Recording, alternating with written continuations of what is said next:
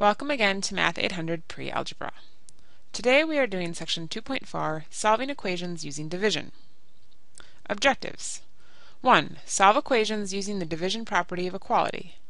2. Simplify equations before using the division property of equality. And 3. Solve equations such as -x equals 5. The division property of equality. If a equals b, then a divided by c is equal to b divided by c. If two things are equal to start with, as long as you divide them by the same number, they will still be equal. There is one little note. C cannot be 0, and that is because dividing by 0 is undefined. In other words, you may divide both sides of an equation by the same non-zero number and still keep it balanced. So, this, combined with our addition property of equality, basically states that you can do whatever you want as long as you do it to both sides. The only exception is that you cannot divide by 0. This is algebra. Do what you want, you just have to do it to both sides.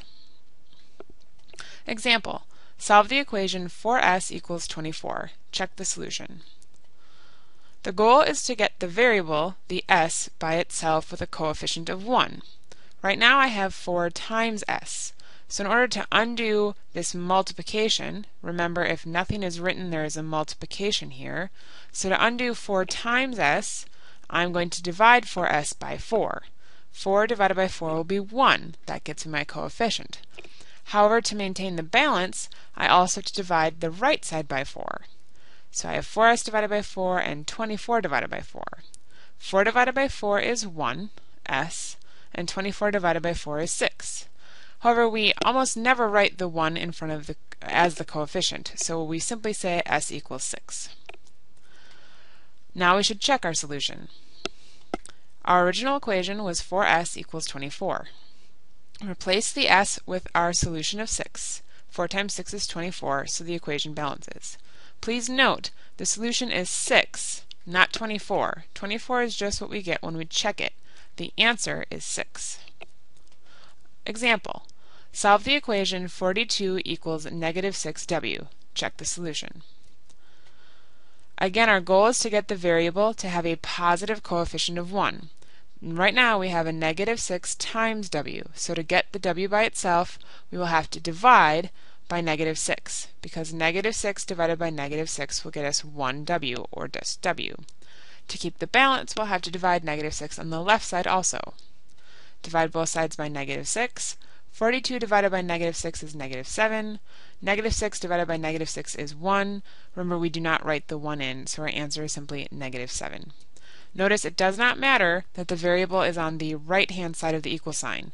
The equal sign means the thing on the left and the thing on the right are the same. It doesn't matter which one is on which side.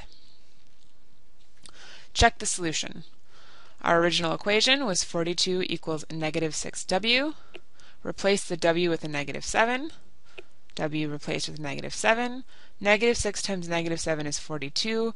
Our equation balances, so we know we're right. The answer is -7. Not 42, -7. Example, solve the equation 4y minus 7y equals -12. Check the solution.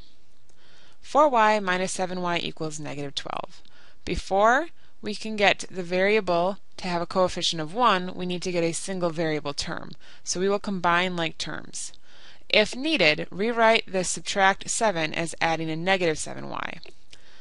4y plus a -7y, or 4y minus 7y, turns into -3y.